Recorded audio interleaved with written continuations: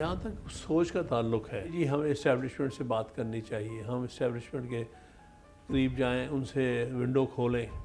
मेरे नज़दीक ये व्यू बिल्कुल दुरुस्त नहीं है इन हालात में। पीटीआई ने बहुत बड़ा चांस मिस किया वहाँ ना जाके सलामती कमेटी में जो इनके सोशल मीडिया ने किया। ये फैसला अब इमरान खान को करना है कि क्या वो अपने खतूत के ज़रिए, अपने सोशल मीडिया हैंडल के ज़रिए काबू कर सकते हैं, इस्टेब्लिशमेंट को नहीं कर सकते। जो इंतहा पसंद हैं ये तो चाहते हैं कि उनकी वर्दी के मुताबिक सारे काम चलें।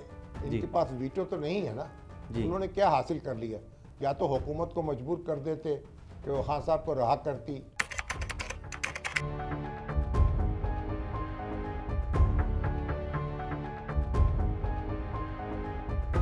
पाकिस्तान तहरीक इंसाफ अभी थोड़ी देर तक एक मीटिंग जो है वो उसको कन्वीन करेगी। उसमें वो पॉलिटिकल कमेटी के जो ज़ुमा है वो फैसला करेंगे। मगर in general, in principle, national security के हवाले से जो ब्रीफिंग है, पाकिस्तान तहरीक इंसाफ अभी तक का फैसला यही है कि वो उसमें शमूलियत कर भी रहे हैं और हमें उस पर कोई ऐसा एतराज़ नहीं। पॉलिटिकल पार्टीज मुख्तलिफ फ्लेवर्स पर मुश्तमिल होती हैं।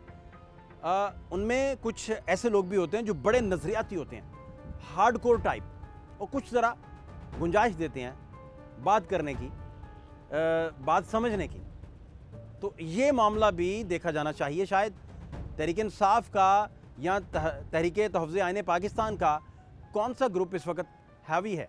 हर पार्टी में ना दो ग्रुप्स होते हैं जी। एक एक्सट्रीमिस्ट ग्रुप होता है जी, हार्डलाइनर, और एक होता है जो कहता है कि कोई विंडो अगर अपॉर्चुनिटी की खुलती है तो उसे अवेल किया जाए। तो कौमी सलामती में ना जाने वाले दो ही सब तबसरे सामने आए हैं। एक तबसरा ये था कि अगर वहाँ चले जाते तो एक नई विंडो ऑफ अपॉर्चुनिटी खुलना थी, आपके इस्टेब्लिशमेंट के साथ भी ब्रिजिंग होनी थी, बहुत सारे मामलों में को बेहतरी की तरफ जानी थी। लेकिन इस सारे मामले में भी पार्टी का जो शिद्दत पसंद रवैया रखने वाला ग्रुप है, अगर मैं सिर्फ सिम्बॉलिकली बात करूँ, तो वो सर ओवरकम कर गया और वहाँ भी नहीं गए। आपको इसमें क्या आपकी फील है जी सारे मामले में? देखिए, जहाँ तक सोच का ताल्लुक है ये सोच आप सही कह रहे हैं कि जी हमें इस्टेब्लिशमेंट से बात करनी चाहिए। हम इस्टेब्लिशमेंट के करीब जाएं, उनसे विंडो खोलें। मेरे नज़दीक ये व्यू बिल्कुल दुरुस्त नहीं है इन हालात में, क्योंकि वो तो ऑलरेडी ज़्यादा कमिटेड हैं इस पार्टी के ख़िलाफ़। क्योंकि जो कुछ भी आज हालात आप देख रहे हैं उसमें सियासी जमातों का तो कोई इतना लंबा चौड़ा ताल्लुक नहीं है। तो इस्टेब्लिशमेंट का फ़ैसला है कि 8 फरवरी के जो अवामी मैंडेट है इसको निगेट करना है, और उन्होंने हर तरह से करके निगेट करने की कोशिश की और एक जाली सा एक सिलसिला बना के खड़ा कर दिया, वहाँ पर बिठा दिया उन्होंने कि जी हाँ, ये आपका वज़ीर आज़म है, ये वज़ीर आला है, ये है, वो है। लिहाजा उनसे अगर एक्सपेक्ट करते हैं कि वहाँ से कुछ बात चलेगी तो मुश्किल है, क्योंकि मुल्कों पर एक वक्त आता है जब फिर ये कॉम्प्रोमाइज़ नहीं चल सकते। जो कॉम्प्रोमाइज़ की पॉलिटिक्स है ना, वो इस मुल्क में बहुत अरसे से जारी है, और इसी का खेल ये खेलते रहे हैं। कभी किसी को ले आया, कभी किसी को ले आया।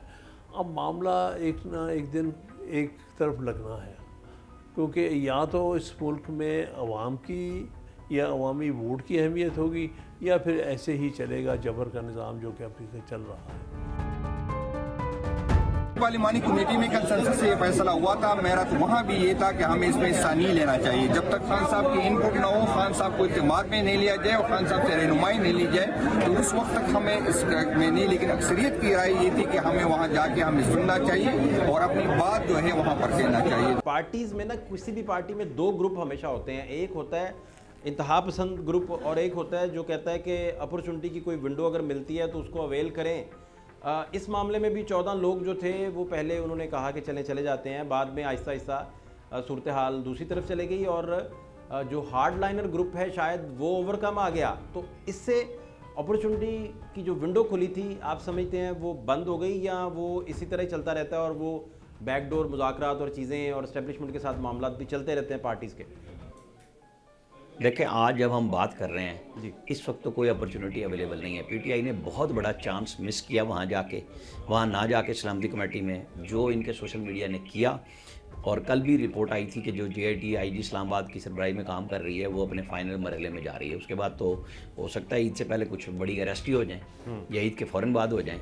कि एक तरफ वो तहरीक की तैयारी शुरू कर रहे हैं, उधर से सोशल मीडिया के ऊपर जो कुछ किया है, जो बेगम अलीमा ख़ान ने ख़ुद मीडिया के बाहर आके तस्लीम किया कि हाँ मुझे जो खान साहब कहते हैं वो मैं सोशल मीडिया पे भिजवा देती हूँ, वो चलता है। तो ये काम तो इंतज़ार पंजोथा भी कर रहे थे, ये काम फैसल फरीद चौधरी भी कर रहे थे कि इमरान खान जो बोलते हैं, क्योंकि मेरा तो रिपोर्टर वहाँ मौजूद होता है, तो मैंने कई दफ़ा तस्दीक की कि खान साहब ने ये बातें की। जिन दिनों में रिपोर्टर्स जा रहे थे वो कहते जी बिल्कुल यही बातें की हैं और फ़लाँ वकील ने नोट्स लिए थे।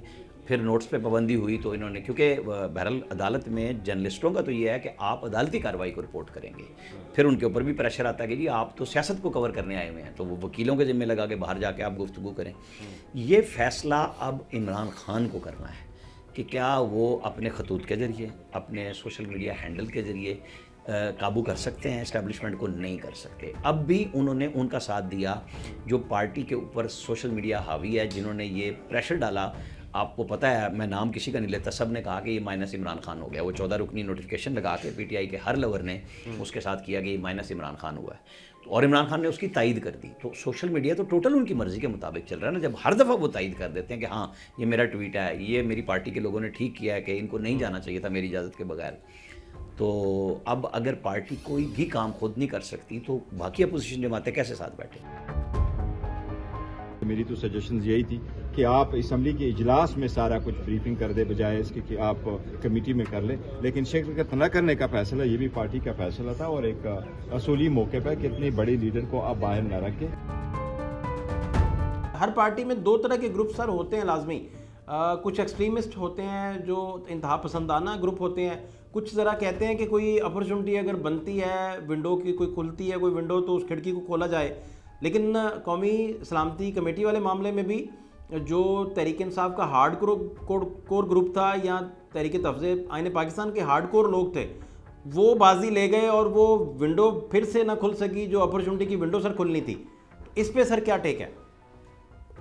देखिए ना, अब ये जो इंतहा पसंद हैं ये तो चाहते हैं कि उनकी मर्जी के मुताबिक सारे काम चलें।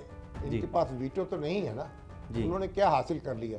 या तो हुकूमत को मजबूर कर देते कि वो खान साहब को रहा करती, या उनसे बातचीत की, इनको इजाज़त दे देती। हुकूमत ने भी टस से मस नहीं हुई।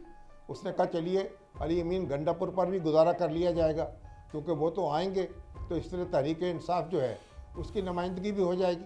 तो नतीजा क्या निकला? नतीजा ये निकला कि खान साहब जेल में हैं और मामलात वहीं के वहीं हैं, कोई पेशरफ्त नहीं हो सकी। अगर खान साहब जो हैं उनकी जमात शरीक होती, ये सारे लोग कौमी सलामती कमेटी में मौजूद होते, लोगों की हमदर्दियाँ भी इनके साथ होती, वहाँ अपना नुक्ता नज़र भी बयान करते और कोई रास्ता जो है कुशादा करने की कोशिश करते, तो ज़्यादा बेहतर सूरत होती। लेकिन उन्होंने दूसरा रास्ता इख्तियार कर लिया, और रास्ता इख्तियार क्या किया? रास्ता जो बंद था उसको बंद रहने दिया।